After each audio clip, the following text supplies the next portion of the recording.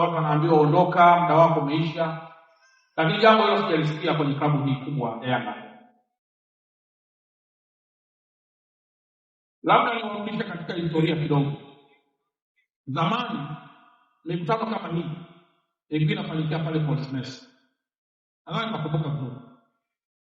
Na ilikuwa hakuna mtu kuondoka, hakuna mtu kufanya jambo lolote. Ilikuwa yani chini ya ulinzi, uchaguzi unafanyika chini ya ulinzi. Lakini leo kuna mabadiliko makubwa sana yamepigwa. Young Africans uchaguzi wako unakuja kufanyikia Super League.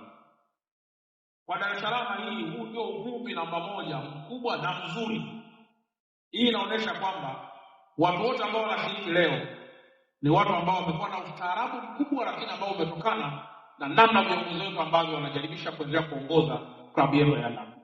Hongereni sana na Mwenyezi Mungu aendelee kuwabariki sana. Lakini pia leo niwapongeze kwa namna ambavyo mmekuwa mabingwa mfululizo. Na leo jina lile ambalo nimepewa na rais wetu kwa kweli nalipokea.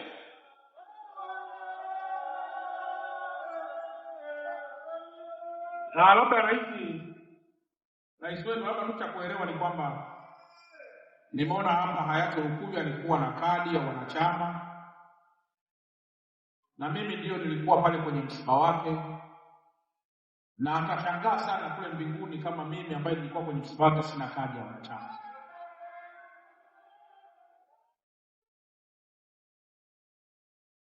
Na kwa kuwa hajawahi kuniletea, ninaiomba kadi. Kwa hiyo pamoja na kwamba leo nimekuja kama mgeni rasmi, lakini pia nimekuja kujiunga rasmi na klabu hii ya Yanga.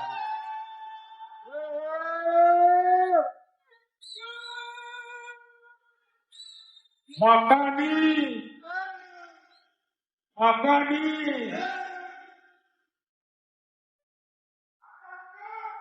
Nilikuwa nazungumzia siku kama hii niweze kujiunga kwa sababu ya uzito wake. Ili nijiunge kwa madaha kidogo.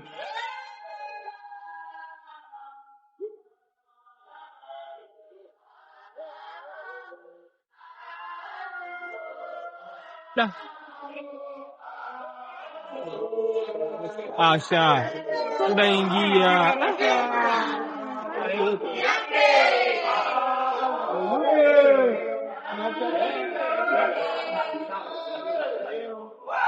Kwa hiyo Mheshimiwa Rais,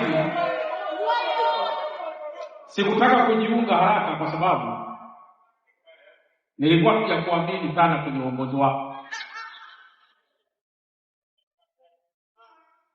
Lakini nikaona kwa kuwa uongozi wako uko imara, na kwa sababu klabu hii pia imekuwa bingwa mara kadhaa, sina hakika kwamba nitakuwa najiunga kwenye klabu ambayo itanichosha. Najiunga rasmi kwenye klabu hii kwa sababu naamini tuko kwenye mikono salama chini ya uongozi wa Injinia Hassan.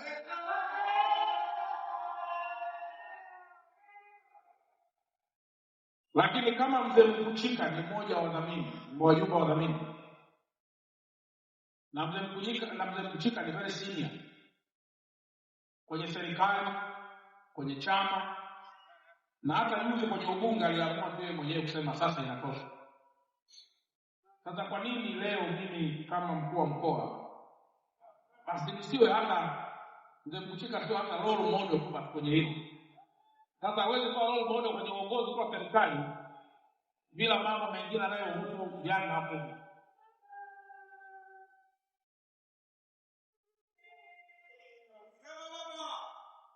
Jina hili la Bwana Peter ambao nimepewa leo cheo lile,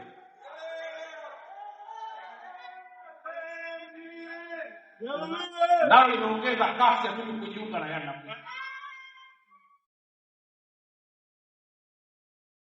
Huyu ndugu yangu Peter cheo lile kutoka kule Sundown, South Africa. Nafahamu anahitajika na watu wengi sana mpaka Middle East. Lakini leo safari yake anakuja kutua kwenye viwanja vya Tanzania Dar es Salaam. Na atapokelewa pale Jangwani kwa Young Africans kwenye kambi yetu.